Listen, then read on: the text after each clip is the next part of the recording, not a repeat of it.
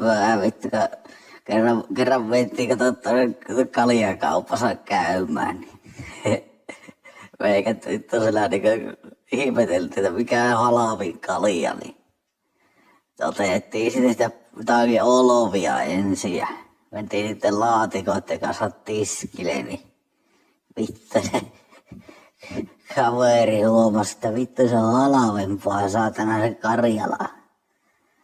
Meikä tee sen laatikon vittu, meikä vittu taas se kiisiltä, että vittu ei ole nyt niin nuukaa saatana. Niin.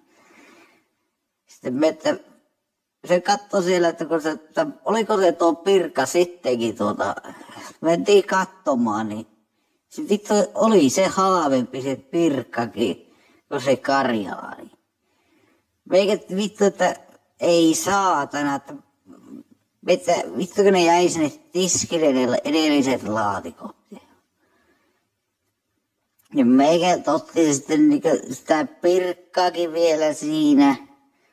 Sitten vittu, siinä kun mentiin, niin katsottiin vittu, että ei helvetti.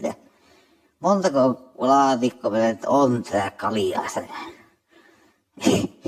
Niin vittu siinä oli, oliko siinä vittu joku 7, 8, pitää vittu 8 salkkua kaljaa. Mitä tiskillä. Mitä ei näitä viitti viedä takaisin saatana enää. Vittu ostetaan vittu kaikki säteen. Se myyjä kattoo pitkään. Vittu voiset saatana läjät vittu kaljaa laatikoita siinä vittu. Meikä siinä, että viikolla voiko vähän juomista että tää aika kova janoosa. Myyjä kattoo, että voi helvetti mitään juokaleita saada. Eikö me viikonlopuksi vaan pariksi päiväksi. Se on vähän, että huomenna haetaan lisää saatana. Helvetti 8 laatikkoa. Vittu, miten sitä helvetti jostakin lainaa nokkakärryt, että saa vietyä pois. Mä saatana. Vittu kun vartijat tuli kantaa meidän kanssa niitä sinne vittu autoon saatana. Helvetti, se kiinä nauroi, että vittu jätkällä saatana. Mitä, minkälaiset juhlattelut? Ei, me kun huikse lähti hakemaan yhden saatana.